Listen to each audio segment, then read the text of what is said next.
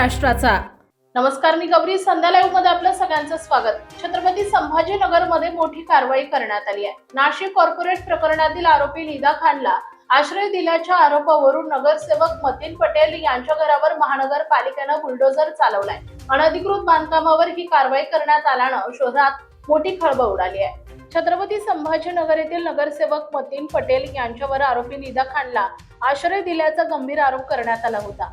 या प्रकरणानंतर प्रशासनानं तात्काळ हालचाली सुरू करत त्यांच्या कार्यालयासह घराची पाहणी केली।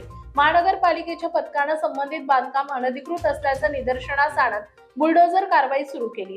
पोलीस बंदोबस्तात ही कारवाई करण्यात आली असून परिसरात तणावपूर्ण शांतता पाहायला मिळाली। या कारवाईनंतर राजकीय वर्तुळातही चर्चांना उधाण आलंय। आरोपींना आश्रय देणाऱ्यांवर कठोर कारवाईचा इशारा प्रशासनानं दिला असल्याची चर्चा सुरू आहे। अनधिकृत बांधकाम आणि आरोपींना आश्रय देण्याच्या तक्रारीनंतर नियमानुसार ही कारवाई करण्यात आली। छत्रपती संभाजीनगर मध्ये झालेल्या या बुलडोझर कारवाईमुळे राजकीय वातावरण चांगलंच तापलं असून पुढे आणखी कोणावर कारवाई होणार याकडे सर्वांचं लक्ष लागलंय। ताज्या आणि महत्त्वपूर्ण बातम्या पाहण्यासाठी आजच आमच्या संध्या लाईव्ह न्यूज चॅनलला YouTube वर सबस्क्राईब करा आणि बेल आयकॉन प्रेस करा।